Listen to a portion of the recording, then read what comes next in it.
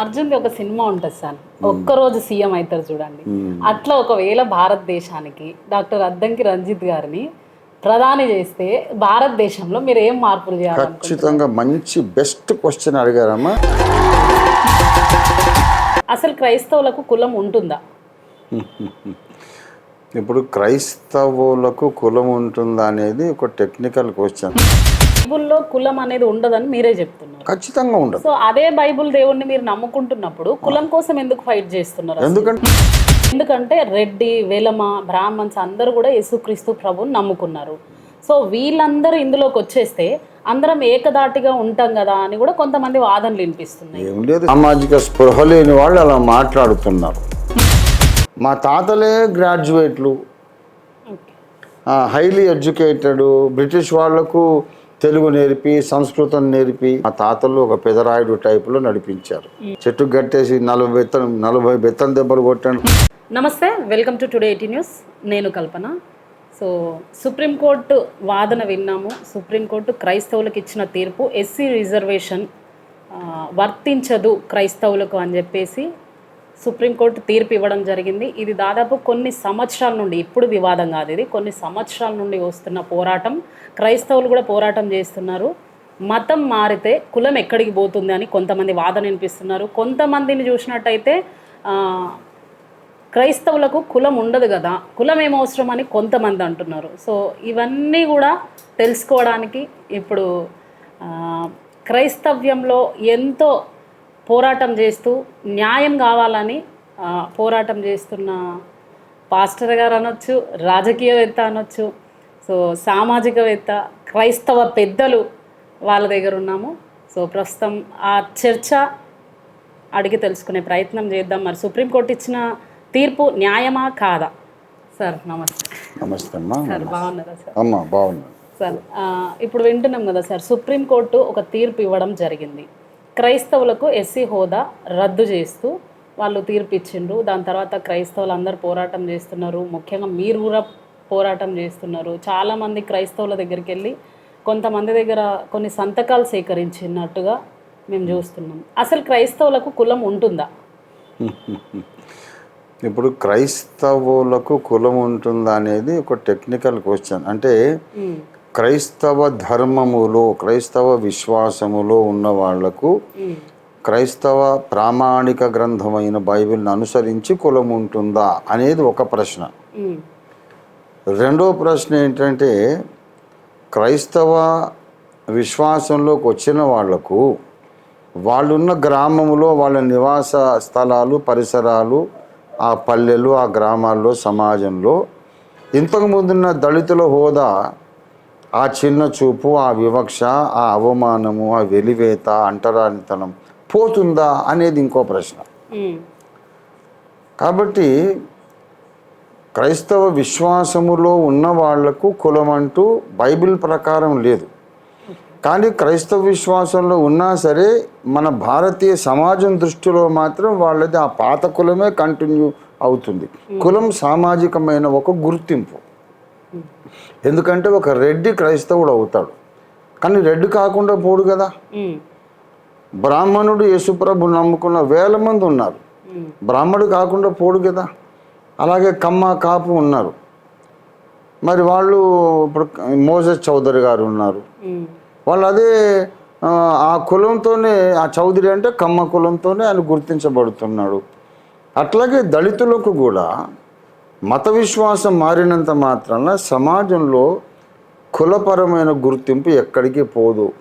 ఆ కులం పుట్టుకతోనే వచ్చింది, వాడు చచ్చినప్పుడే పోతుంది తప్ప చచ్చేదాకా పోదు. కనుక అన్ని ఇబ్బందులు ఎదుర్కొంటూనే ఉంటాడు. యేసుప్రభుని నమ్మకం ముందు అదే ఇబ్బంది, అదే వెలివేత, అదే అవమానం, నమ్మిన తర్వాత కూడా అదే అవమానం.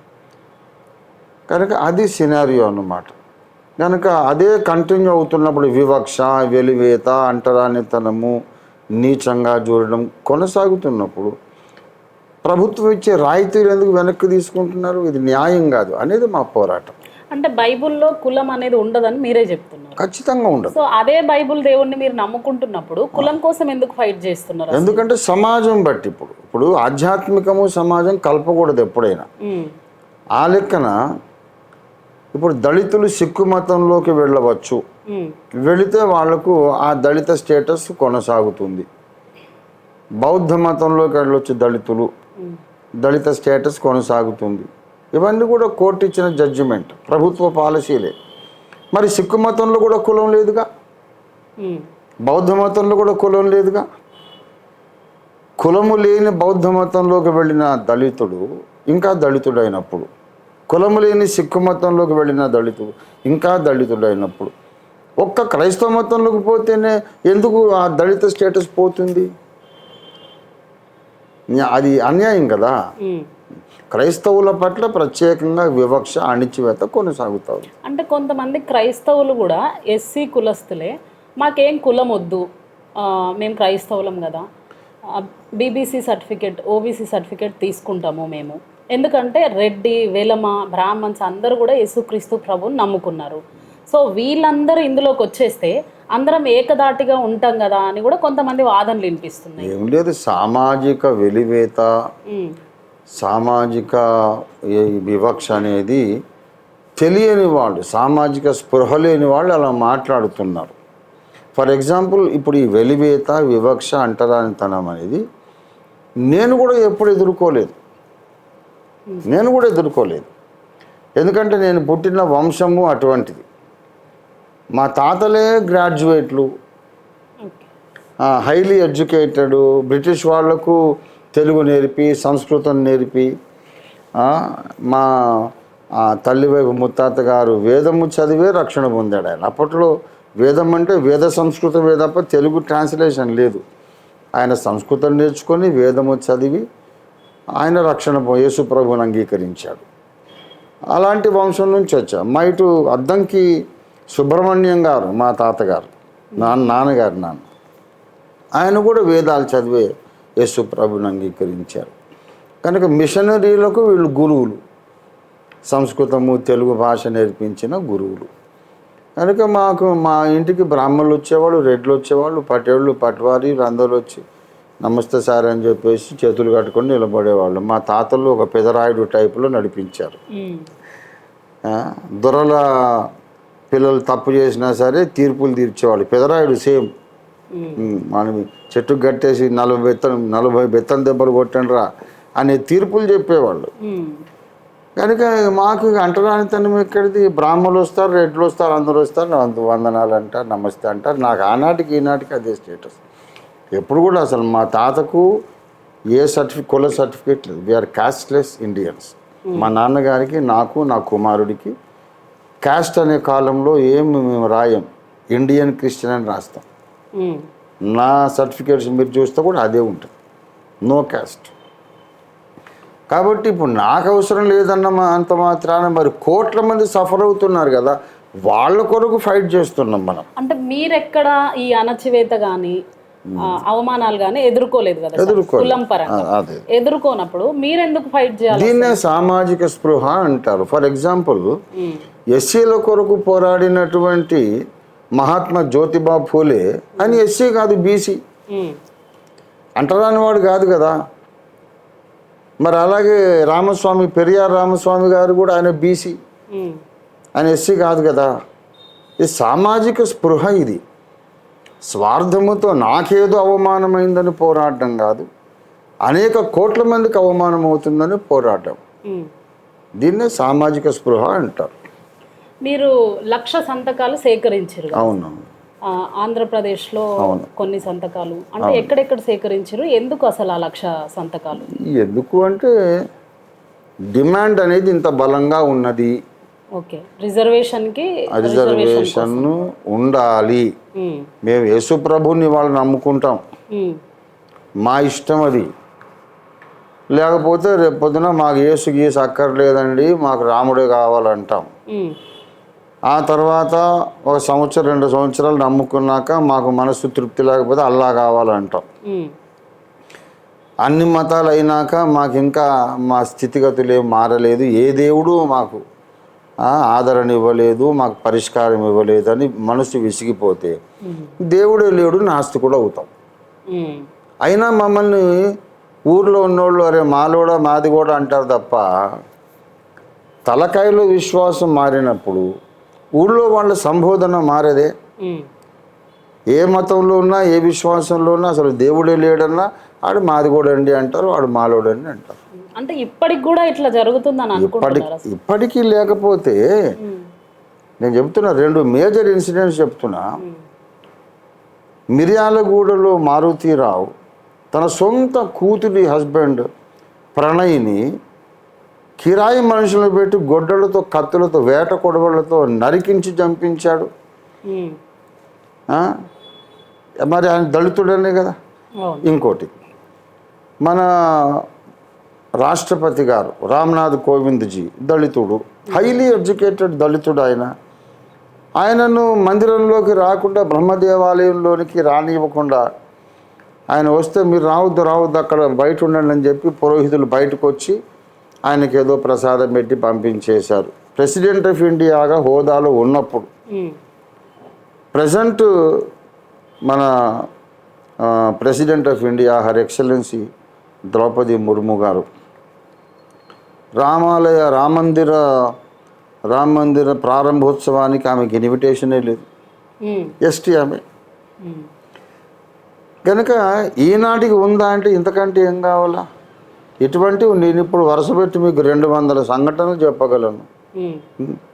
దళితుడవై ఉండి గుర్రమెక్కి తిరుగుతావా? నీకు ఎంత పొగర్రా బలుపురా అని రాళ్లతో కట్టెలతో కొట్టి ఎలకని చంపినట్టు చంపారు. ఇక్కడ మన కరీంనగర్ జిల్లా, నిజామాబాద్ జిల్లా, నల్గొండ జిల్లా, తూర్పుగోదావరి, ఎన్ని కావాలంటే మీకు నెక్స్ట్ ఇంటర్వ్యూలో మొత్తం అంతా మీకు అదంతా సబ్మిట్ చేస్తాను, పేపర్ కటింగ్స్ అన్నీ కూడా. ఈనాటికి వివక్ష ఉంది. దళితులైన వాళ్ళను ఎంపీలు కానిస్తారు, ఎమ్మెల్యేలు కానిస్తారు, రాష్ట్రపతి కూడా కానిస్తారు. కానీ మందిరాల్లోకి రానివ్వరు. వాడల్లోకి వస్తే నువ్వు అంటరాని వాళ్ళ చీపో అంటారు. రామమందిర ప్రారంభోత్సవానికి మేడం ద్రౌపది ముర్ము గారు పిలువబడకపోవడం ఏంటి? ఆమె ప్రథమ పౌరురాలు కదా, first citizen of India. Just because ఆమె ఎస్టీ కాబట్టి ఆమెను పిలువనే లేదు. అదెంత ఓన్లీ గుడిల దగ్గర ఈ వివక్షత, గుడుల దగ్గర అన్ని ప్లేసెస్లో వాళ్ళని ఎక్కడ పెట్టాలని అక్కడ పెడతారు. పేరుకు మాత్రం ఒక దళితుల్ని, ఒక ఎస్టీని ఏదో ఒక పదవి ఇస్తారు, నోరు మూసుకొని కూర్చోమంటారు. మిగతా వ్యవహారం, పరిపాలన అంతా అగ్ర కులాలు నడిపిస్తారు. అడిగితేనేమో ఏరా నువ్వు ఊరు బయట ఉండేవాడిని తీసుకొచ్చి అగ్రపీఠం మీద కూర్చోబెట్టాను, ఎక్కువ మాట్లాడుకు, నోరు మూసుకోమని గదమాయిస్తారు. ఎంత ఉన్నతమైన పదవుల్లో ఉన్న వాళ్ళు ఇంకా అంటరాని వాళ్ళే. ఈ అంటరానితనము, కులం అనే మూఢనమ్మకం బాగా లోతుగా వేళ్ళూనుకొని పోయింది, deep rooted in Indian society. అది అలా ఉన్నంతసేపు ఎందుకు రాయితీలు అనేది మీరు విత్డ్రా చేసుకుంటున్నారు? ఎందుకు రిజర్వేషన్ ఇయ్యరు? ఎస్సీ ఎస్టీ అట్రాసిటీ ప్రొటెక్షన్ మాకు ఎందుకు ఇవ్వరు? అది న్యాయం కాదు. అంటే మామూలుగా పాస్టర్స్ అని కొడుతున్నారు, కానీ పాస్టర్స్ కొంతమంది వెళ్ళి సువార్త చెప్తున్నప్పుడు ఈ దాడులకు పాల్పడుతున్నారు. అది ఆర్ఎస్ఎస్ వాళ్ళు కావచ్చు, హిందూ దళ వాళ్ళు కావచ్చు, ఎవరైనా కూడా. అక్కడ ఎస్సీ మీద కాదు కదా దాడి జరిగింది. ఒక కారంచేడు, చుండూరు సంఘటనలు ఏంటి? మాలలు మాదిగలే కదా మరి. కాబట్టి మతం అనేది ఒక ముసుగు. రెండున్నాయి, క్రీస్తు అంటే ద్వేషము, తర్వాత ఈ తక్కువ కులముడు, తక్కువ జాతులు పైకి రాకూడదు అనే పగ, రెండు ఉన్నాయి. అంటే ఇప్పుడు ఈ సుప్రీంకోర్టు తీర్పులో కూడా రాజకీయం కుట్ర ఉంది అనుకుంటున్నారా సార్? ఈ మతం అనే మూఢనమ్మకము, క్రైస్తవులను మనం అణిచివేయాలి అనే ఒక ద్వేషము అందులో ఉంది తప్పకుండా. అందుకే దాన్ని వ్యతిరేకిస్తున్నాం కదా. నేను ఒక్కడే కాదు, అనేక ప్రజా సంఘాలు వ్యతిరేకిస్తున్నాయి. ఇప్పుడు మీరు 1,00,000 సంతకాలు సేకరించినప్పుడు ఆంధ్రప్రదేశ్కి మీరు గుత్తికి వెళ్ళినప్పుడు ఆ వీడియో బాగా వైరల్ అవుతుంది సోషల్ మీడియాలో. అంటే అక్కడికి ఎందుకు వెళ్ళి సేకరించారు? వారు పిలిచారమ్మా. నేను 1,00,000 సంతకాలు సేకరిస్తాను అని నేను మా చర్చిలో నేను చెప్తే అది మీరు అనౌన్స్మెంట్ చేసి నేను చెప్పాను. అనౌన్స్మెంట్ చేస్తే అది ఆన్లైన్ వెళ్ళిపోయింది. అది యూట్యూబ్లో, ఓఫీర్ లైవ్ టీవీలో వారు ఎప్పుడు అబ్జర్వ్ చేస్తుంటారు.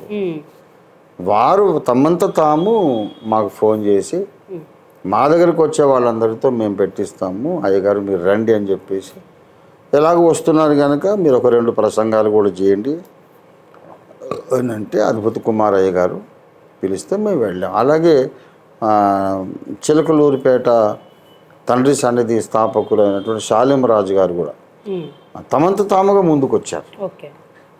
అట్లా కొంతమంది సజ్జనులు సహృదయులు తమంత తాము ముందుకు వచ్చారు. ఇంకా చాలా వస్తున్నాయి. 1,00,000 పైన ఇంకా 3,700 సంతకాలేమో అక్కడ అయిపోయింది, సబ్మిషన్ అయిపోయింది జస్టిస్ కేజీ బాలకృష్ణన్ గారి ఆఫీస్లో. 1,00,000 మీద 3,000 పైచీలకు అయిపోయిన తర్వాత ఇంకా మా కార్యాలయానికి వస్తూనే ఉన్నాయి వరదలాగా సంతకాలు. ఆయన రిజర్వేషన్ కి సపోర్టింగ్ గా వస్తున్నాయి. రిజర్వేషన్ కావాలి, రిజర్వేషన్ ఉండాలి, మా మత విశ్వాసాలు మీకు అనవసరం, రేపు మేము యేసు కాదని మేము దేవుడే లేడని అంటాం, దేవుడే లేడంటాం అనుకో, అయితే మాకు రిజర్వేషన్ ఉండదా? ఈ 1000 సంవత్సరాల అణిచివేతంతా ఏమైపోయింది మరి? అది ఇప్పుడు అన్ని మీరు చూసిన తండ్రి సన్నిధి అయినా లేకపోతే గుత్తికి వెళ్ళడం అయినా ఇదంతా ఆంధ్రప్రదేశ్ నుండి మీకు కాల్స్ వచ్చినాయి కదా సార్? ఇంకా బయట కూడా ఉన్నాయి. ఇక్కడ చూస్తే మీకు దగ్గరలోనే కుకట్పల్లిలో కూడా కల్వర్ టెంపుల్ చర్చ్ ఉంది, సతీష్ కుమార్. వీళ్ళేం మీకు సపోర్ట్ చేయడం లేదా? ఇప్పుడు నేను వెళ్ళి ఎవరిని అడగలేదు. వాళ్ళే ప్రేమతో సామాజిక స్పృహ కలిగి తెగించి ధైర్యంతో పిలిస్తే వెళ్ళాం. మరి వీళ్ళు సతీష్ కుమార్ గారు పిలిస్తే వెళ్ళేవాడిని. ఇక ముందు పిలుస్తారేమో తెలీదు. ఇప్పటివరకైతే మన సతీష్ కుమార్ గారు, కల్వరి ప్రవీణ్ గారు, ఇట్లాగ పెద్ద పెద్ద శ్యామ్ కిషోర్ గారు పెద్ద పెద్ద సంఘాల కాపర్లు ఎవరు ఇంకా నన్ను పిలవలేదు. పిలిస్తే వెళ్తాం. అంటే వాళ్ళు ఎస్సీ కాదు కాబట్టి పిలవలేదని అనుకుంటే అట్లా అంటే ఏమంటారు? వాళ్ళు ఎస్సీ కాదు కదా. ఏమో ఇప్పుడు అది వాళ్ళకే వాళ్ళ మనసాక్షికే తెలియదు. ఇప్పుడు మనం నేను ఎస్సీయా కాదా, వాళ్ళు ఎస్సీయా కాదా అనే సంగతి పక్కన పెట్టి జరుగుతున్న ఈ ప్రభుత్వ విధానములో న్యాయము లేదు. ఎవడైతే ఎస్సీ అయి ఉన్నాడో అతని మత స్వేచ్ఛకు భంగం కలుగుతుంది. ఒక అన్యాయం మన కళ్ళ ముందు జరుగుతుంది, దాన్ని అరికడదాం, ఆపుదాం అనే కాన్సెప్ట్తో ముందుకు రావాలి. అంటే నాకు సమస్య వస్తేనే స్పందిస్తాను, అది నాది కాకపోతే స్పందించను అనేవాడు ప్రజానాయకుడు కాదు కదా. అంటే ప్రజానాయకులం కాదు కదా, ఓన్లీ పాస్టర్. మరి పాస్టర్ అంటే అర్థం ఏంటి? కాపరి. దేవుడి గురించి బోధించడం మా పని కాదు, ఫైట్ చేయడం మా పని కాదు. పాస్టర్ అంటేనే కాపరి, అంటే గొర్రెలను కాపాడేవాడు. అంటే గొర్రెలందరూ ప్రజలు కాదా, రాళ్ళు వాళ్ళు, రాళ్ళు రప్పలు కాదు. వాళ్ళకి మేము ఓన్లీ దేవుని సువార్త చెప్పడం, బైబిల్ గురించి చెప్పడమే మా పని. బైబిల్ చెప్పేది అది కాదు కదా. వాళ్ళకు దైవ ఉపదేశం చేయాలి, ధర్మోపదేశం చేయాలా, వాళ్ళకున్న సామాజిక అవసరాలు కూడా పట్టించుకున్నవాడే వాడు కాపరి, బోధకుడు. సోషల్ యాంగిల్ కూడా లేనోడు వాడు దేవుని గురించి మాట్లాడడానికి అర్హుడు కాదు. బైబిల్లో ఒక మాట తేటగా రాయబడి ఉంది, తను చూచుచున్న తన సహోదరుణ్ణి ప్రేమించని వాడు తన కనబడని దేవుణ్ణి ఎలా ప్రేమిస్తాడు? ప్రేమ లేనివాడు దేవుణ్ణి ఎరుగడు. నాకే సమస్య లేకపోవచ్చు, నా సహోదరుడికి ఉంది, దాన్ని పట్టించుకున్నవాడే బైబిల్ గురించి మాట్లాడడానికి అర్హుడు. అది ఈ సేవకులందరికీ తెలుసు. నేను అనుకుంటా వాళ్ళు కూడా ఆలోచించుకుంటున్నారు. ఇవాళ కాకపోతే రేపు ఇది ఒక మహా సమూహం, మహా ఉద్యమం అయిపోతుంది. అందరూ వస్తారు. నా నమ్మకం. ఎందుకంటే సతీష్ కుమార్ గారికైనా, శ్యామ్ కిషోర్ గారికైనా, కల్వరి ప్రవీణ్ గారికైనా, అట్లాగే హోసన్న ఫెలోషిప్ అయినా మనస్సాక్షి అయితే ఉంది. వాళ్ళు ప్రార్థనలు చేస్తారు, మంచి వాళ్ళే, వాళ్ళేమి దుర్మార్గులు కాదు కదా, మంచి మనుషులే. వాళ్ళకి మనస్సాక్షి ఎప్పటికైనా ఆలోచించుకొని, బ్రదర్ మీరు ఒక మంచి పని చేస్తున్నారు, మేము కూడా మీతో చేతులు కలుపుతాం అని వస్తారనేది నా నమ్మకం. అది త్వరలోనే వస్తుందని నా నమ్మకం.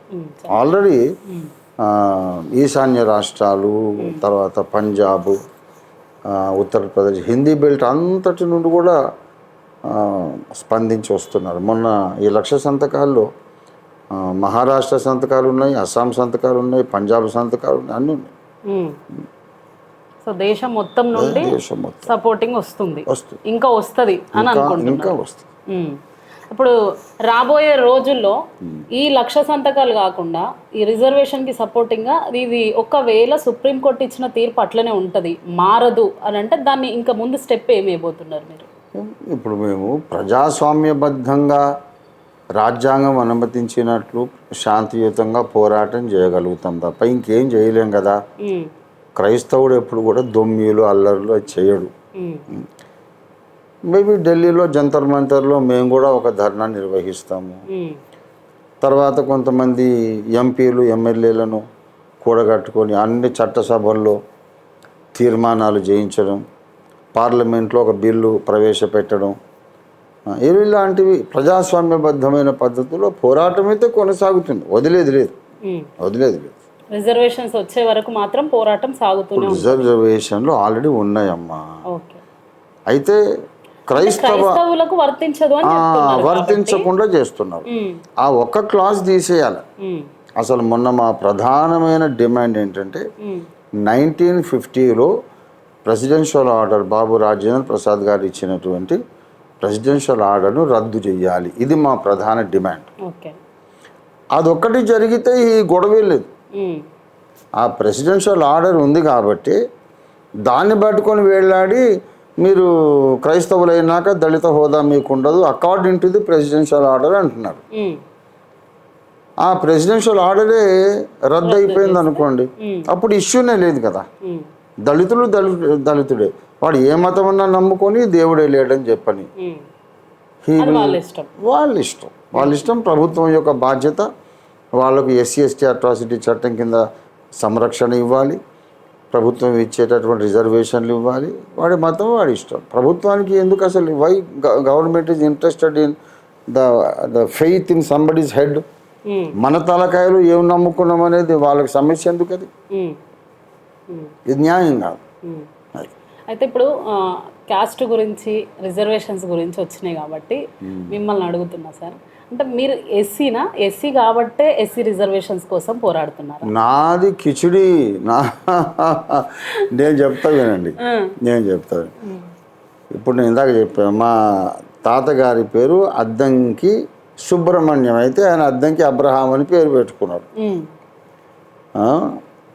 మన ఒంగోలు ప్రకాశం జిల్లా తిమ్మాయిపాలెం మా తాతలు వాళ్ళ గ్రామం. ఆయన పాలు పోయడానికి పోయి గురుకులాల్లో పాలు పోస్తూ వాళ్ళు వేదాలు చెప్తుంటే అవి నేర్చుకొని వేద పండితులతో వాదం చేసి గెలిచినందుకు ఆ ఊరి కరణం గారి అమ్మాయి సుందరి అనే అమ్మాయి, ఇతన్ని మించిన బ్రాహ్మడు లేడు, ఇతన్ని నేను చేసుకుంటానంటే ఆ బ్రాహ్మణ అమ్మాయిని ఊరంతా పెద్ద లేకమి ఊరి మధ్యలో పందిరేసి పెళ్లి చేశారు. మా నాన్నమ్మ ఒక బ్రాహ్మణ స్త్రీ. మరి మా తాతయ్య గురుకులాల్లో పాలు పోసాడంటే మాలమాదిగ అయితే పోయినవారు కదా అని యాదవుడు. మాలమాదిగను ఇప్పుడే రానిబట్టి అప్పుడే రాణిస్తారు 150 ఏళ్ళ కిందట. సో అద్దంకి సుబ్రహ్మణ్యం గారు యాదవుడు, అద్దంకి అత్యాల వారు, ఆ ఇంటి పేరు కూడా చెప్తున్నాం, మా నాన్నమ్మ ఇంటి పేరు అత్యాల. బ్రాహ్మణులు, ప్రకాశం జిల్లా కరణాలు వాళ్ళు మా చుట్టాలు.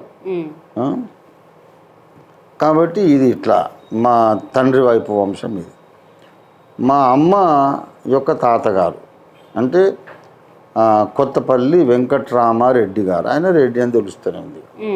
ఇప్పటికీ కూడా మెననైట్ సంఘ చరిత్ర, నల్గొండ జిల్లాలో మెననైట్ సంఘ చరిత్ర పుస్తకంలో వాళ్ళు రాసుకున్నారు. మొట్టమొదటి క్రైస్తవుడు వెంకట్రామారెడ్డి గారు, కొత్తపల్లి వెంకట్రామారెడ్డి గారు. ఆయన మనవరాలే మా అమ్మ. అందుకే మెదక్ జిల్లా రెడ్లందరూ మా తాతలకు మామయ్యలకు బాగా ఇచ్చిపుచ్చుకున్నారు. మెదక్ జిల్లా రెడ్లందరూ నాకు బంధువులే. ఇప్పుడు ఇటు అమ్మ వాళ్ళేమో రెడ్డీసు, నాన్నగారేమో యాదవులు బ్రాహ్మణులు కలిసిన వంశం. మరి ఇప్పుడు నాది ఏ కులం చెప్పండి? ఏది నాకు కులం ఎక్కడిది? కులమే లేదు నాకు. న్యాయం కావాలని పోరాడుతున్నా. అయితే మీరు పోరాటం చేస్తే అప్పుడు రెడ్డి కోసమో లేకపోతే బ్రాహ్మణుల కోసమో యాదవుల కోసమో చేయాలి, కానీ ఎవడు అణిచివేయబడు మాదిగల కోసం ఎందుకు పోరాటం చేయాలి? మాలల కోసం కాదు, మాదిగల కోసం కాదు, న్యాయం కొరకు పోరాడుతున్నా. న్యాయం జరగాలి అంతే. అంటే మీకు అది రాదు కదా, వర్తించదు కదా, అవసరం లేదు కదా. మొదటి నుంచే మేము మాకు కులమే లేదని రాసుకున్నాం సర్టిఫికేట్స్లో. ఇప్పుడు మీకు కులం లేదంటారు? లేదు, అసలు మా సర్టిఫికేట్ కావాలంటే తెచ్చి చూపిస్తాము. కాస్ట్ అనే కాలం మాకు ఉండనే ఉండదు. మరి రంజిత్ సార్కి అయితే కులం వద్దు, మరి వేరే వాళ్ళకి ఎందుకు కులం కావాలి అసలు? వాళ్ళకు కావాలని కదా, సమాజం దృష్టిలో ముద్ర పడిపోయింది కదా. ఓకే, వాళ్ళు ఎస్సీ అని ముద్ర పడింది ముద్ర కాబట్టి పడింది, దాన్ని బట్టి వివక్ష అవమానాలు ఎదుర్కొంటున్నారు. కనుక ఆ బీద ప్రజలు ఒకవేళ సార్ రిజర్వేషన్స్ వచ్చినాయి అనుకోండి, రిజర్వేషన్స్ వస్తే పడుతున్న అవమానాలు పోతాయా? రిజర్వేషన్లు అసలు వర్తిస్తే ఇప్పుడు మామూలుగా హిందూ మాల మాదిగలకి వర్తిస్తున్నాయి, క్రైస్తవులకు వర్తించడం లేదు. అయితే ఇప్పుడు ఒకవేళ మీరు పోరాడుతున్నది ఏంటంటే క్రైస్తవులకు రిజర్వేషన్స్ వర్తించాలి అని మీరు పోరాటం చేస్తున్నారు. ఒకవేళ ఆ రిజర్వేషన్స్ వర్తించినాయి అనుకోండి, ఈ వస్తున్న వివక్షత కానీ అది పోతుందని అంటారా? ఇది ఇప్పుడు చాలా వరకు పోతుంది. ఎందుకంటే ఇప్పుడు మన జస్టిస్ బాలకృష్ణన్ గారు, ఆయన స్వయాన దళితుడు. జస్టిస్ గవాయ్ గారు దళితుడు. మన రామ్నాథ్ కోవింద్ గారు, ఆయన దళితుడు. ఇలాగా దళితులై ఉండి ఉన్నత స్థానాల్లో ఉన్నవారు చదువుకున్న వాళ్ళ ముందు అవసరానికి పని ఉంటే వెళ్ళి బ్రాహ్మలైన చేతులు జోడించాలి కదా. అవును కదా. అడగాల్సింది. ఒక ఎస్సీ కలెక్టర్ ఉన్నాడు, ఒక బ్రాహ్మణ్కి ఏదైనా పని పడింది, వెళ్ళి నమస్కారం సార్ అనాలి కదా. అనాల్సిందే.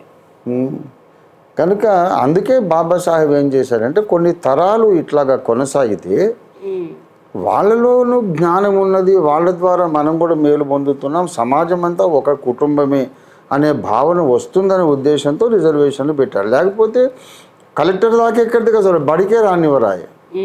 బాబాసాహెబ్ అటువంటి వాడిని ఆయన చదువు నేర్చుకుంటానంటే తరగతి స్కూల్ రూమ్ బయట కూర్చోబెట్టారు. ఆయన డోర్ బయట కూర్చొని వినాల, లోపలంతా అగ్రకులాల పిల్లలు ఉంటారు, బాబాసాహెబ్ ఒక్కడు ఆ డోర్ బయట కూర్చొని విని నేర్చుకొని ఆయన అందరికంటే పెద్ద మేధావి అయిపోయాడు, ఆయన పెద్ద విద్యావంతుడు అయిపోయాడు. కాబట్టి అసలు బడిలోకి రానివ్వని వాళ్ళు ఇంకా ఆఫీసుల్లోకి పదవుల్లోకి ఏం రాణిస్తారు? ఆ రిజర్వేషన్ కారణంగానే కదా. రిజర్వేషన్ కారణంగానే నరేంద్ర మోడీ గారు వాళ్ళు ప్రధానమంత్రి కాగలిగారు. ఆయన బీసీ కదా, మరి ఆయన ఎవరు రాణిస్తారు? బీసీ అంటే శూద్రుడు. మరి శూద్రులకు విద్యార్హత లేదు, పరిపాలన అర్హత లేదు, ఏం లేదు కదా శూద్రులు. కనుక బాబాసాహెబ్ రాసిచ్చినటువంటి సమానత్వంతో కూడిన రాజ్యాంగాన్ని బట్టి మోడీ గారైనా ప్రధానమంత్రి కాగలిగాడు. కాబట్టి ఇందిరాగాంధీ గారు అన్నారు, ఆమె విధవరాలు అయిపోయిన తర్వాత దేశ ప్రధానమంత్రి అయింది.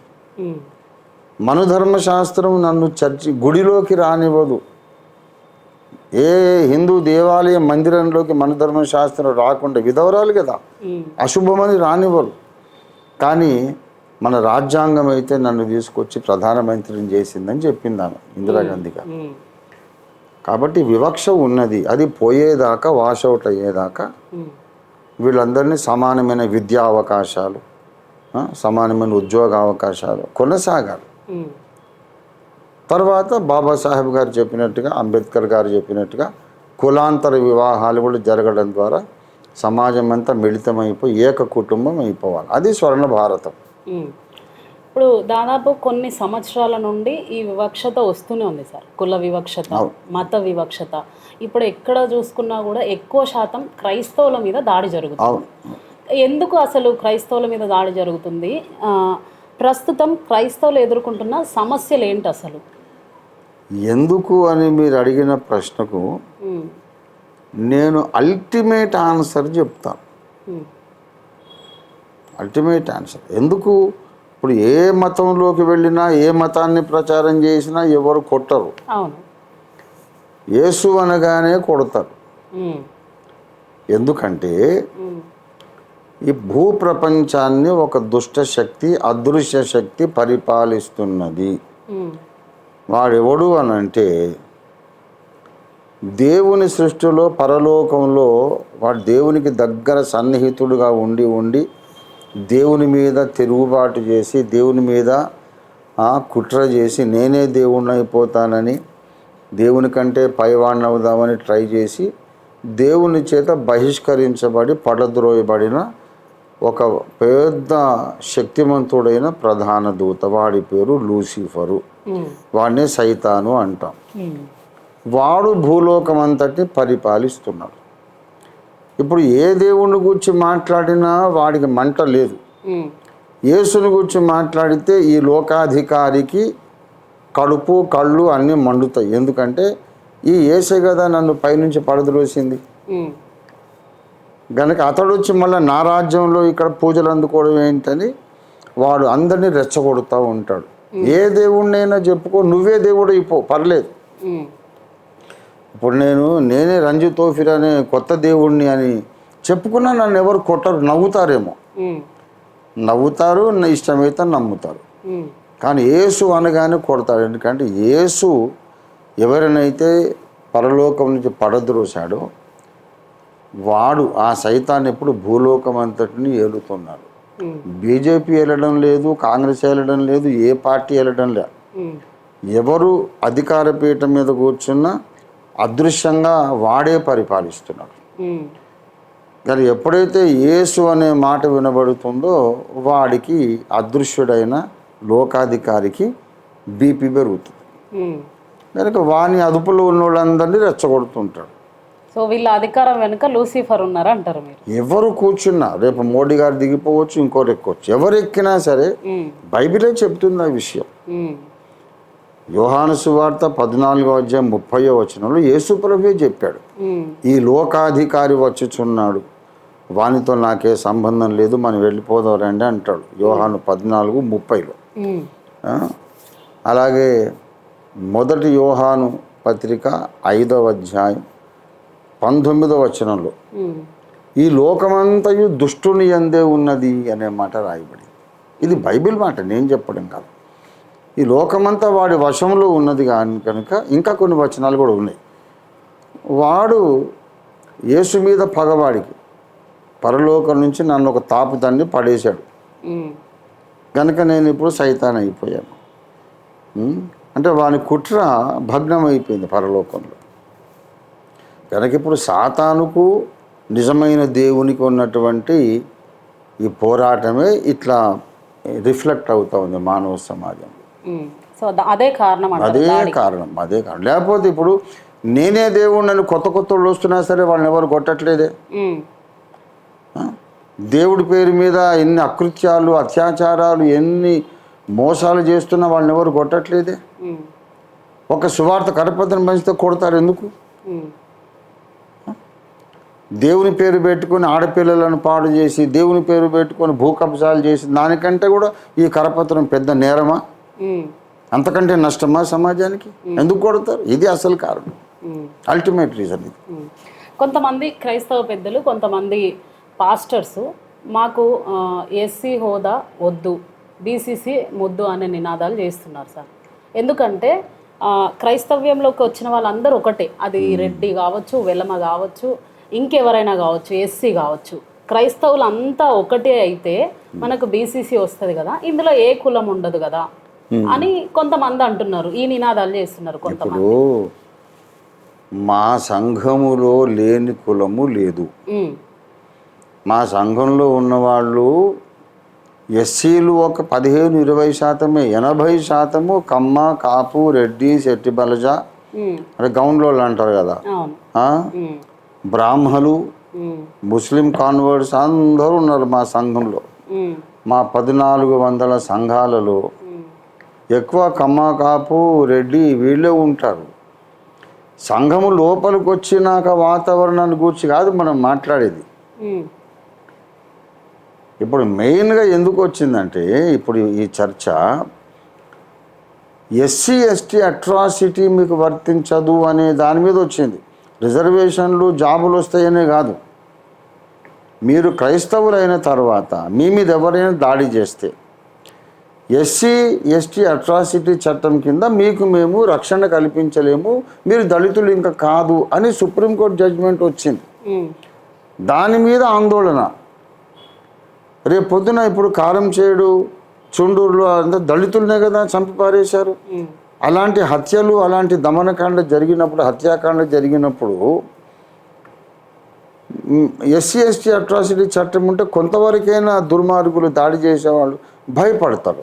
అంటే ఇప్పుడు దాడి చేసేవాళ్ళు నువ్వు మాదిగోనివి లేకపోతే నువ్వు మాలోనివి అని దాడి చేస్తే ఎస్సీ ఎస్టీ అట్రాసిటీ కేసు వర్తిస్తుంది. ఇక్కడ దాడి జరిగేది అందుకు కాదు కదా సార్, నువ్వు యేసుక్రీస్తు ప్రభు ప్రచారం చేయొద్దనో లేకపోతే మందిరాలపై వనపర్తి డిస్టిక్లో చూసుకున్నట్టయితే మీ వాళ్ళు కూడా వెళ్ళిరు కొంతమంది అక్కడికి. వనపర్తి డిస్టిక్లో వాళ్ళ కులం ఏదో వేరేది, కులం గురించి కాదు అక్కడ ఫైట్ అయింది. ఇక్కడ ఇల్లు ఉంది, ఈ ఇంట్లో మీరు మందిరం నడిపించొద్దు అంటే ముఖ్య కారణం ఏంటంటే అక్కడ క్రైస్తవ్యం గురించే కదా దాడి జరుగుతుంది. ఎస్సీ అనో లేకపోతే ఇట్లా కుల వివక్షత చూపిస్తే ఖచ్చితంగా ఎస్సీ ఎస్టీ అట్రాసిటీ కేసు నమోదు చేయాల్సిందే. కానీ దాడి జరిగేది ఎందుకు జరుగుతుంది? మందిరాలపై దాడి జరుగుతుంది, క్రైస్తవ్యం మీద దాడి జరుగుతుంది కదా. మరి అప్పుడు మతము పేరు మీద దాడి చేస్తే వాళ్ళకు ప్రొటెక్షన్గా క్రిస్టియన్ ప్రొటెక్షన్ యాక్ట్ ఏమైనా ఉందా ఇండియాలో? ఉందా? మీరు అది చెప్పండి, మీరు చెప్పండి. మళ్ళీ మీరు అట్లా ఫైట్ చేయాలి కానీ ఎస్సీ ఎస్టీ అట్రాసిటీ కేసు పైన ఎందుకు ఫైట్ చేస్తున్నారు? ఇప్పుడు అది లేదు కాబట్టి క్రిస్టియన్స్ మీద ఎవరైనా దాడి చేస్తే నాన్ బెయిలబుల్ క్రైమ్ అవుతుంది అనే చట్టం వచ్చేదాకా మాకు ఈ ఎస్సీ ఎస్టీ అట్రాసిటీ చట్టం ప్రొటెక్షన్ కావాలా? ఓకే, ఆ చట్టం రావాలి అంటే ఈ చట్టం వర్తించాలి. అది వచ్చిందాకా దాని కొరకు కూడా పోరాడుతున్నాం, అది కూడా అడుగుతున్నాం మేము.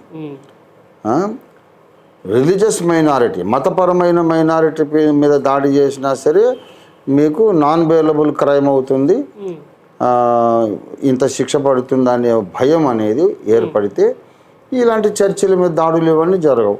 ఓకే, సో కొత్త యాక్ట్ అయినా రావాలి, లేదంటే ఉన్న ఎస్సీ ఎస్టీ అట్రాసిటీ కేసు అయినా ఓకే అవ్వాలి. ఆ యాక్ట్ చేయరు వాళ్ళు, ఎందుకంటే అట్లా చేస్తే భారతదేశంలో 30% దళితులు మొత్తం మేము క్రైస్తవులు అని ప్రకటించుకుంటారు.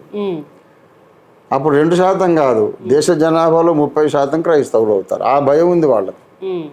సో ఇప్పుడు ఉండడం కూడా చాలా మంది క్రైస్తవులుగానే ఉన్నారు, కానీ మేము ఎస్సీ ఎస్టీ అని మాత్రమే నమోదు చేయించుకుంటున్నారు కదా. అంటే అదే కదా పుట్టుకతోనే, అదే కనుక అది చేసుకున్నారు. కులం ఒక్కటి వర్తిస్తుంది, మేము ఏదే ఉన్నాయినా నమ్ముకుంటాం అంతే. ఇప్పుడు పుట్టుకతోనే ఒక రెడ్డి ఎక్కడో సువార్త విని బాప్తీసం పొందాడు, ఆ రెడ్డి అనేది పోదు కదా. మరి మాల అనేది మాదిగ అనేది ఎందుకు పోతుంది? పోవట్లేదు, అది పోదు ఇది పోదు. సో సుప్రీంకోర్టు ఇచ్చిన తీర్పు మేము అంగీకరించడం లేదు.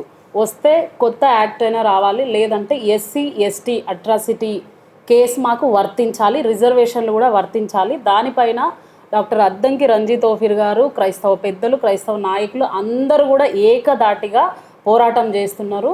సుప్రీంకోర్టు తీర్పైన మారాలి, లేదంటే కొత్త యాక్ట్ అయినా రావాలి అని ప్రధానంగా వాళ్ళ డిమాండ్లు అయితే మనం చూస్తున్నాం.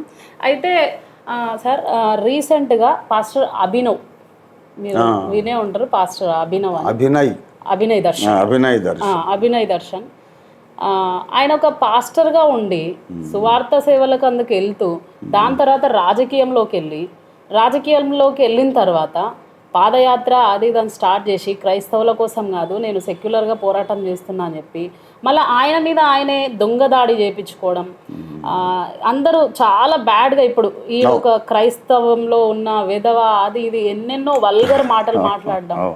సో క్రైస్తవ్యానికి వీళ్ళని ఎట్లా చూస్తున్నారు మీరు? అసలు అంత చేతగాని వ్యవహారం. అతడు ఓఫీర్ గారు 8 ఏళ్ల కిందటి నుండి ఇండియా ప్రజాబంధు పార్టీని నడిపిస్తుండగా మీరు ఇంకా కొత్త పార్టీ ఎందుకయ్యా పెట్టేది, ఉన్న ఓట్లు చీల్చడానికి అని అడిగితే ఓఫీర్ గారు రాజకీయాల్లో ఫెయిల్ అయిపోయారు కదా అని మాట్లాడినాడు అభినయ్ దర్శన్.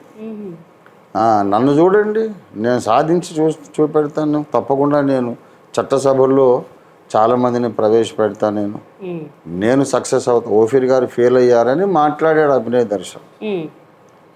అంటే ఎట్లా సక్సెస్ అయ్యాడంటే ఇట్లా అవుతాడు అనమాట, దొంగ దాడులు చేయించుకొని లేనిపోయిన వార్తలు సృష్టించి. జనం అందరూ పిచ్చోళ్ళు కాదు కదా, అబద్ధం అనేది ఎంతో కాలం దాగదు, 1 రోజు 2 రోజులు దాగవచ్చు, తర్వాత 3వ రోజు కన్నా బయటపడుతుంది. అదే జరిగింది.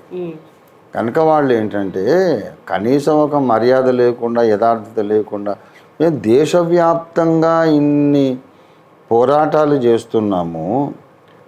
ఇండియా ప్రజాబంధు పార్టీ ఒక నేషనల్ పార్టీ, పంజాబ్లో, జమ్మూ కాశ్మీర్లో, ఛత్తీస్గఢ్లో మా మున్సిపల్ కార్పొరేటర్లు గెలిచారు మా జెండా మీద. అంటే గ్రాస్ రూట్ లెవెల్లో ఎలక్షన్ కమిషన్ ముందు మా ఖాతా అయితే ఓపెన్ అయింది. మాకు ఎమ్మెల్యే సీట్లు రాకపోవచ్చు, భవిష్యత్తులో వస్తాయేమో.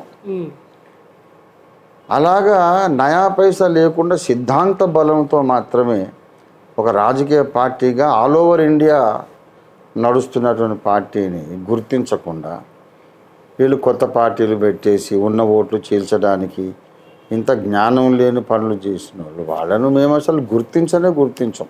అందరు ఇట్లాగే ఎందుకు పనికి రాకుండా అయిపోతారు. ఇప్పుడు అతని సమాజం నమ్మదు. ఇంకేం నమ్ముతుంది? ఇంకా నువ్వు ఏ ఉపన్యాసం అన్నా ఇవ్వు, నువ్వు చేసింది దొంగ పని. ఓపెన్గా దాడి చేసిన అబ్బాయే చెబుతున్నాడు ఇప్పుడు, నాకు డబ్బులు ఇచ్చారు, చేయమన్నారు, చేశాను. ఇలాగే ఉంటుంది అన్నమాట. కాబట్టి ఇండియా ప్రజాబంధు పార్టీని చచ్చినట్టు దేశం గుర్తించాలి. ఇవాళ ఎన్నో పార్టీస్ ఉన్నాయి, నేను చెప్తున్నా. కేఏ పాల్ గారు కానీ ఇంకొకరు కానీ వీళ్ళు నార్త్ ఇండియాకు పోయి అస్సాంకు, మేఘాలయకు, లేకపోతే పంజాబ్కు పోయి ఒక హిందీలో కనీసం ఒక రాజకీయ ఉపన్యాసం చేయగలరా? చేయలేరు. తెలుగు తప్ప ఇంకోటి రాదు. మరి దేశమంతా ఎట్లా పనిచేస్తారు వీళ్ళు? నేను ఏ ప్రాంతానికి పోతే ఆ భాష మాట్లాడతా. కాబట్టి వీళ్ళకి ఏంటంటే నా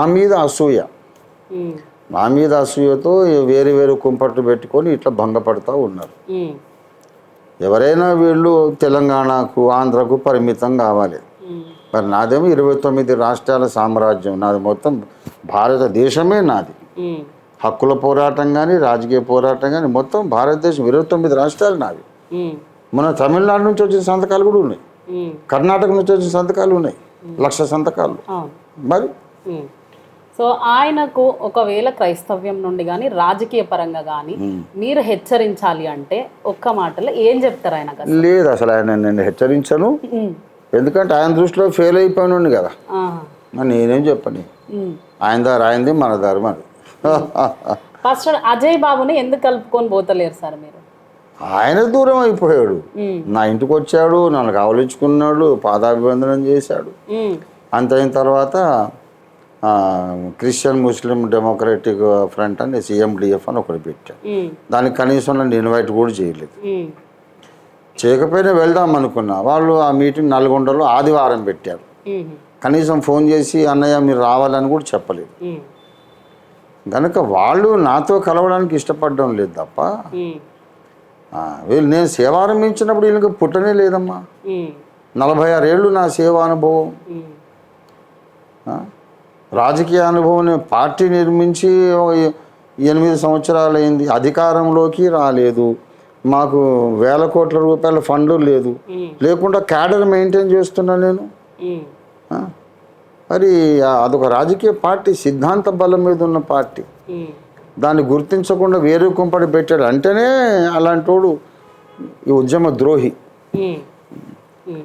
క్రైస్తవులు ఉద్యమాలు చేయొచ్చా సార్? ప్రార్థనలు చేయాలి కానీ ఉద్యమాలు చేయొచ్చా? చేసి తీరాలి. క్రైస్తవులు ఉద్యమాలు చేసినందుకే అమెరికాలో నల్ల జాతి వాళ్లకు, తెల్ల జాతి వాళ్ళకు సమాన హక్కులు వచ్చింది. కానీ బైబిల్కి విరుద్ధం కదా అది? ఆయన బైబిల్ బోధకుడే. Martin Luther King junior, doctor Martin Luther King junior ఆయన బోధకుడే, ఆయన సువార్థికుడే చేసిండు ఆ పోరాటం. మరి కొంతమంది క్రైస్తవులు అంటారు ఓన్లీ ప్రార్థనలతో చేసుకుంటూ పోవాలి కానీ ఉద్యమాలు చేయొద్దు. బైబిల్ తెలియని క్రైస్తవులు వాళ్ళు. క్రైస్తవుడు అనగానే సర్వజ్ఞుడు కాదు కదా. బైబిల్ మొత్తం తెలిసిన వాళ్ళే క్రైస్తవులు అని కాదు కదా. యేసు ప్రభువుని దేవుడని నమ్మారు అంతేగాని బైబిల్ ఏంటి? బైబిల్ ఒక అగాధం, మహాసముద్రం. బైబిల్ సారాంశం ఎరిగిన వాడు ఎవడు కూడా అట్లాంటి పిచ్చి మాటలు మాట్లాడాడు. సామాజిక స్పృహ కలిగి సామాజిక పోరాటం కూడా చేసిన వాడే మంచి క్రైస్తవుడు అనేది బైబిల్ సారాంశం. గత 2 రోజుల క్రితం గిద్దలూరులో నీలరాజు మీద, అంటే క్రైస్తవులను కొంతమంది బయట పెడుతూ ఉంటా నేను దొంగ పాస్టర్లు అది దాని మీ మీద కూడా కొన్ని నెగిటివ్స్ రాసిండు ఆయన వార్తలు. నీలరాజు మీద కూడా దాడి చేయించారు పాస్టర్స్ కొంతమంది బిషప్లు. అసలు నా గురించి ఆయన ఏమన్నాడు నీలరాజు అని నాకు తెలియదు అసలు. నాకు తెలియదు ఆయన ఏమన్నాడు కూడా నాకు తెలియదు. అంటే మీలో మీరే ఇట్లా దాడులు చేసుకుంటుంటే క్రైస్తవ్యం ఎట్లా, క్రైస్తవ్యాన్ని లోకం ఎట్లా అంగీకరిస్తుంది సార్ అసలు? ఏమో అసలు అతను ఎవరో, అతను ఆ ఇష్యూ అంటే నాకు తెలియదమ్మా. ఆ మనిషి తెలిస్తే, ఇష్యూ తెలిస్తే మాట్లాడగలను కానీ. అంటే ఆల్రెడీ క్రైస్తవ్యం మీద వీళ్ళు కొంతమంది పాస్టర్లుగా వచ్చి దశమ భాగాలు తీసుకొని లేకపోతే డబ్బుల కోసమే ఇట్లా వస్తున్నారని ఆల్రెడీ ఈ ఎలిగేషన్స్ అన్నీ ఉన్నాయి. అవి వాస్తవాలు కావచ్చు, అవాస్తవాలు కావచ్చు.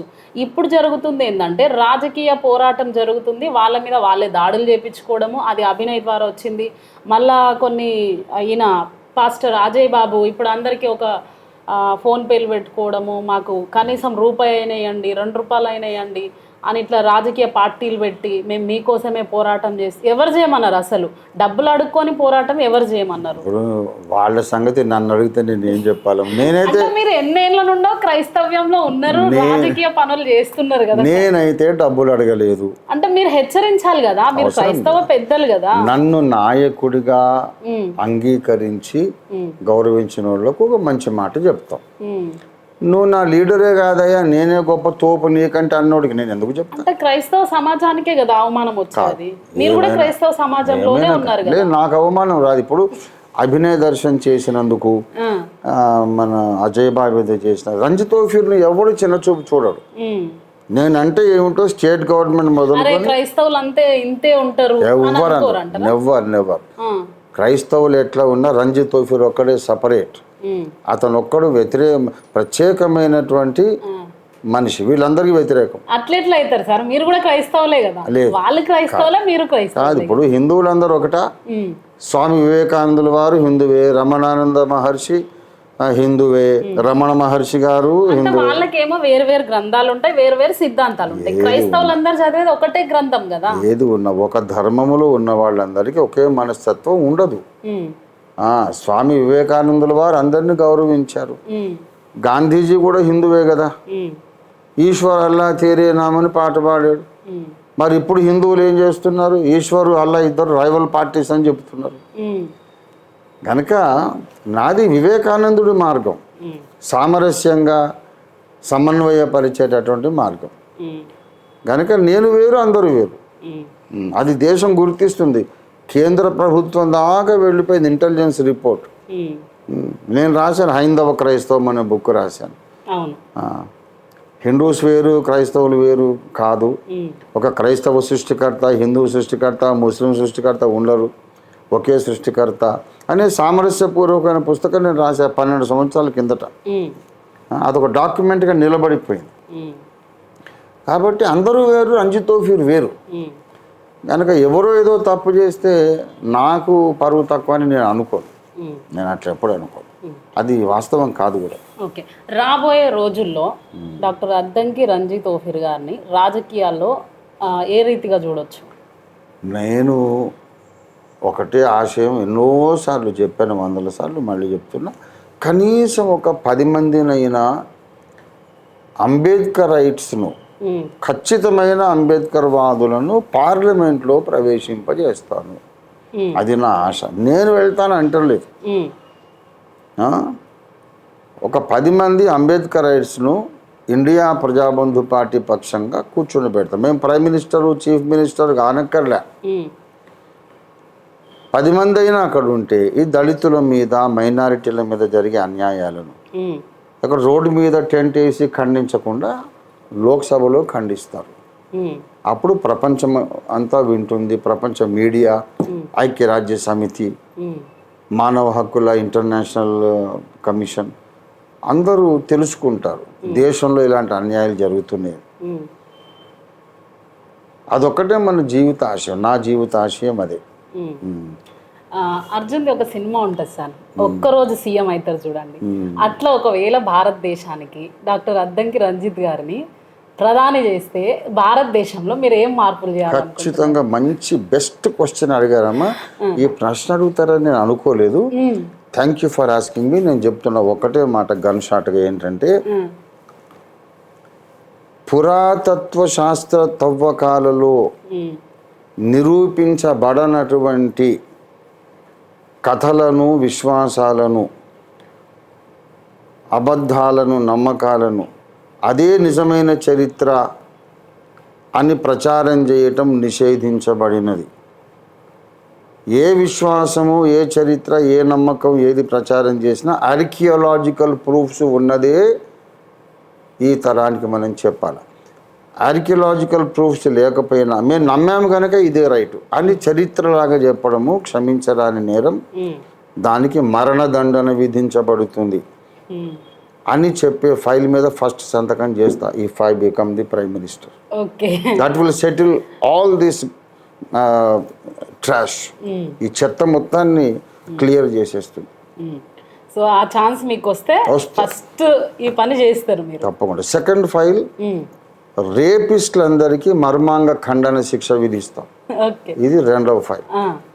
తర్వాత ఏమన్నా ఒకవేళ తెలంగాణ రాష్ట్రానికి సీఎం అయితే ఏం చేస్తారు? ఎక్కడైనా ఇంతే. ఈ రెండే మెయిన్ గా ఇదే నా అజెండా. అబద్ధాలను, ఏదో నమ్మకాలను, అశాస్త్రీయమైనటువంటి పురాతత్వ శాస్త్ర నిర్ధారణ లేనటువంటి వాటిని ప్రచారం చేసుకొని ప్రజలను మతోన్మాదంతో నింపడం అనేది క్షమించరాని నేరం. ఆడవాళ్ళ మీద అత్యాచారాలు చేయడం క్షమించరాని నేరం. ఈ రెండింటి మీద నేను పగబట్టాను. పగ అనే మాట కాన్షియస్గా వాడుతున్నాడు. వాడు మళ్ళీ అట్లాంటి తప్పు చేయకుండా వాడి మర్మాంగాలు కోసేయాలి, కాస్ట్రేషన్. అలాగే ఎవరైనా ఏదైనా నమ్మని ఆ విశ్వాసాలకు ఆర్కియాలజికల్ ప్రూఫ్స్ ఉన్నాయా? ఆర్కియాలజీ, పురాతత్వ శాస్త్రం సపోర్ట్ చేస్తుంటే దాన్ని ప్రజలకు మనం ప్రచారం చేయాలి. అవేవి లేవు, నోటుకొచ్చింది వాగి అంతా ప్రచారం చేసి మతోన్మాదం నింపుతామంటే వాళ్ళని ఉరిదీసి చంపేయాలి. ఎస్, ఈ రెండు జరిగితే దేశమంతా స్వర్ణ భారతం అయింది. మరి రాబోయే రోజుల్లో మేము మిమ్మల్ని ప్రధానిగా చూడొచ్చు అంటారా? ఏమో, భగవంతుని ఇచ్చా, ఈశ్వరే ఇచ్చా, మనం చెప్పలేం కదా. సరే, ఇప్పుడు జూన్ 6కి కాక్రోచ్ జనతా పార్టీ అని ఏదో వ్యంగ్యంగా స్టార్ట్ చేసి సోషల్ మీడియాను వాడుకున్న ఈ కాక్రోచ్ జనతా పార్టీ ఖచ్చితంగా రాజకీయాల్లో రాణిస్తుంది అని అనుకుంటున్నారా? రాణించే అవకాశాలు అయితే ఉన్నాయి. అయితే ఇప్పుడు అభిజిత్ దీప్కే గారు ఆఫ్టర్ ద ర్యాలీ కూడా ఆయన ఏం చెప్పారంటే, Delhi Jantar Mantar rally grand success అయింది. తర్వాత ఇప్పుడు నాగ్పూర్లో ప్లాన్ చేస్తున్నారు. అయితే ఆయన అన్నాడు, ఇదొక విద్యార్థి ఉద్యమము, అధికార సాధన కొరకు అధికార రాజకీయాలు కాదు, విద్యార్థి ఉద్యమం. విద్యార్థులకు అన్యాయం జరుగుతూ ఉంది. కాంపిటేటివ్ ఎగ్జామ్స్ మీరు నిర్వహిస్తున్నారు, దాని క్వశ్చన్ మార్క్ ఏమో ముందే లీక్ చేస్తున్నారు, లీక్ అవుతున్నా మీరు ఆపలేకపోతున్నారు. కష్టపడి చదువుకున్న వాళ్ళ కష్టం అంతా బూడిదలో పోసినట్టు అయిపోతుంది. నిరాశ నిస్పృహలతో అనేక మంది ఆత్మహత్యలు చేసుకుంటున్నారు. విద్యార్థుల భవితవ్యంతో మీరు ఆటలు ఆడుకుంటున్నారు. దీన్ని ఆపాలి అనే సంగతి విద్యార్థి పోరాటంగా ఇది మొదలుపెట్టారు. అంతేగాని ఈ పరిపాలన కరెక్ట్గా లేదు, మేం పరిపాలిస్తాం అనే ఆ నోట్లోకి వాళ్ళు ఇంకా రాలే,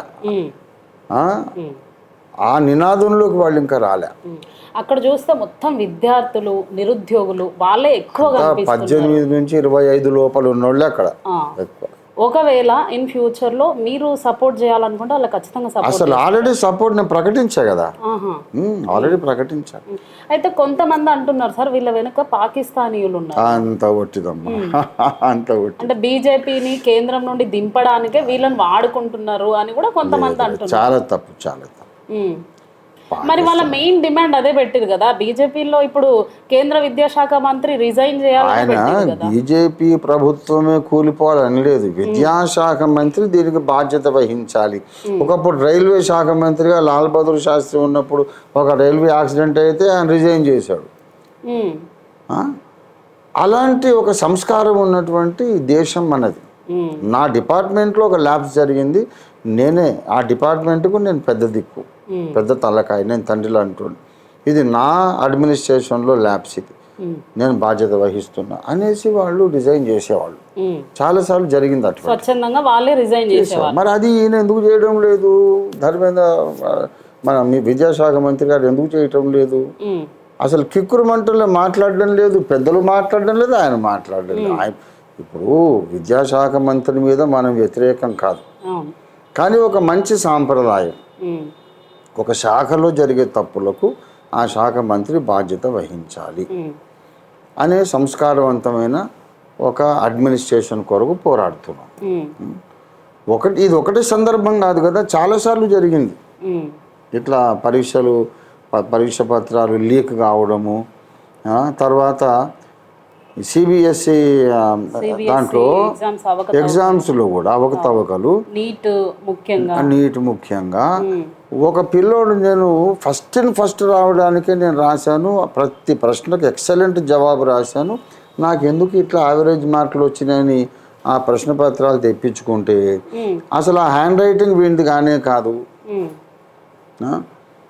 నేను రాసిన ఫస్ట్ పేజీ మాత్రమే నా పేరు, నా రోల్ నెంబర్ అది ఉన్నది, హాల్ టికెట్ నెంబర్.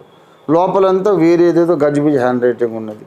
ఇట్లా ఎన్ని లక్షల మంది విద్యార్థులకు జరిగిందో, ఎంత అవినీతి జరిగింది. ఎవడైనా డబ్బులు తీసుకొని, లంచం తీసుకొని బాగా రాసిన వాళ్ళు పత్రిక వాళ్ళ యొక్క జవాబు ఆన్సర్ షీట్స్ని చదువు రాని వాళ్ళకు పెట్టేసి వాళ్ళకు మార్కులు పాస్ చేయిస్తున్నారేమో. ఏంటి ఇంత పెద్ద కుట్ర జరుగుతూ ఉన్నది? మరి ఇట్లాంటి జరిగినప్పుడు విద్యాశాఖ మంత్రికి బాధ్యత లేదా? మరి దాని విషయంలో పోరాడుతున్నారు. ఒక విద్యాశాఖ మంత్రి వరకే, వాళ్ళు స్టూడెంట్స్ కనుక అంతవరకే ఉంది. కానీ అధికారం సాధిస్తే మేము మంచిగా చేస్తామని వాడు అనడం లేదు. అస్సాం గణ పరిషత్ ఏదైతే ఉన్నదో, వాళ్ళు ఇట్లాంటి విద్యార్థులు, యూనివర్సిటీ గ్రాడ్యుయేట్స్ విద్యార్థులే వాళ్ళు అస్సాం ప్రభుత్వాన్ని కూలదోసి అస్సాం ప్రభుత్వాన్ని స్థాపించారు అప్పట్లో. అస్సాం గణ పరిషత్ కూడా ఇట్లా విద్యార్థి మూమెంటే ప్రారంభమై రాష్ట్ర ప్రభుత్వం స్థాపించింది. మరి అభిజిత్ దీప్కే గారు భవిష్యత్తులో అలాంటి స్టెప్ తీసుకుంటారేమో. వాళ్ళ డిమాండ్స్ న్యాయమైనవిగా ఉన్నంత వరకు వాళ్ళు ఏం చేసినా ఇండియా ప్రజాబంధు పార్టీ, రాష్ట్రీయ మసీహీ పరిషత్ వాళ్లకు తప్పకుండా సపోర్ట్ ఇస్తుంది. ఇన్ ఎవ్రీ వే పాసిబుల్, సాధ్యమైనన్ని విధాలుగా వాళ్ళకి సపోర్ట్ ఇస్తాం. ముందు మారల్ సపోర్ట్ ఇస్తాం. ఇంకా ఇవ్వడానికి మా దగ్గర డబ్బులు అయితే లేవు, కానీ వాళ్ళు పక్కన నిలబడతాం తప్పకుండా. సో క్రైస్తవ్యానికి సుప్రీంకోర్టు తీర్పు కోసం మీరు పోరాటం చేస్తున్నారు కదా సార్. సో క్రైస్తవులకు మీరేమైనా పిలుపునివ్వాలనుకుంటున్నారా ఈ సందర్భంగా? క్రైస్తవులందరికీ నేను ఇచ్చే పిలుపు ఏంటంటే, 2వ కీర్తన నెరవేరుతుంది. అన్యజనులు ఎలా అల్లరి చేయుచున్నారు, ఏలికలు ఏకీభవించి ఆలోచన చేస్తున్నారు, భూరాజులు యెహోవాకును ఆయన అభిషిక్తునికి విరోధంగా ఆలోచన చేస్తున్నారు. అంటే యెహోవా ఆయన అభిషిక్తుడు అంటే తండ్రి అయిన దేవుడు యేసుక్రీస్తు. వాళ్ళు ఏకీభవించి ఆలోచన చేస్తున్నారు. గనుక ఈ గవర్నమెంటల్ సిస్టమ్స్ అన్నీ కూడా యేసుక్రీస్తు అనే ఒక్క వ్యక్తికి విరోధంగా ఏకీభవించి పనిచేస్తున్న కాలం ఇది. కనుక క్రైస్తవులు కూడా మీ సిద్ధాంతాలు విస్మరించి, సిద్ధాంతాలు పెట్టుకోండి. ఎవరి ఇంట్లో, ఎవరి గుడిలో, ఎవరి చర్చిలో వాళ్ళ సిద్ధాంతాలు పెట్టుకోండి, అబ్జెక్షన్ లేదు. కానీ యేసును ద్వేషించే వాళ్ళందరూ ఒకటయ్యారు కాబట్టి, యేసు ప్రభువును ముద్దు పెట్టుకునే వాళ్ళందరూ ఒకటి కండి, ఏకం కండి. మీ సిద్ధాంతం ఏదైనా సరే, యేసయ్య నా దేవుడు అనుకున్న వాళ్ళందరూ ఒక వేదిక మీదకి, ఒక్క త్రాటి మీదకి రావాలని మేము రాష్ట్రీయ మసీహీ పరిషత్ స్థాపించాం. ఇప్పుడు 25 సంవత్సరాలు అయిపోయింది. కాబట్టి క్రైస్తవులందరూ ఏకమై ఒక మహాశక్తిగా నిలబడితే ఈ దాడులు, చర్చిలు కూల్చివేతలు, ఈ నల్ల చట్టాలు, ఇట్లాంటి తీర్పులు, రాజ్యాంగ వ్యతిరేక తీర్పులు ఆగిపోతాయి. క్రైస్తవులందరికీ ఏకదాటిగా పిలుపునిస్తున్నారు. అందరూ ఒక త్రాటి మీదకి రావాలి, రోడ్లు ఎక్కాలి. క్రైస్తవుల ర్యాలీ కాక్రోచ్ ర్యాలీ లాగా క్రైస్తవుల ర్యాలీ కూడా జంతర్ మంతర్లో జరగాలి, అంతకంటే పెద్దగా జరగాలి. సో రాబోయే రోజుల్లో మిమ్మల్ని ఢిల్లీ జంతర్ మంతర్లో మీరు కోరుకున్నట్టుగా చూడగలుగుతామా? 100%. 100% కాదు, 1000%. సో చూసాం కదా, రాజకీయ చర్చలు, క్రైస్తవ్యం గురించి, అట్లనే భారతదేశం గురించి. మరొకవేళ డాక్టర్ అద్దంకి రంజిత్ ఓఫీర్ గారు ఒక్కరోజు ప్రధాని అయితే ఏం చేస్తా అన్నారు అని కూడా ఈ ఇంటర్వ్యూలో ఉంటుంది. తప్పకుండా అందరూ ఇంటర్వ్యూ చూడండి. ఈ చర్చలన్నిట్లో కూడా మీకు ఇంకేమైనా కామెంట్స్ ఉంటే కామెంట్ రూపంలో తెలియజేయండి. So thank you so much sir, మీ విలువైన సమయం మాకు ఇచ్చినందుకు థ్యాంక్ యూ. మళ్ళీ ఇంకో ఇంటర్వ్యూతో మీ ముందుకు వచ్చేస్తా. అంతవరకు చూస్తూనే ఉండండి టుడే 18 న్యూస్.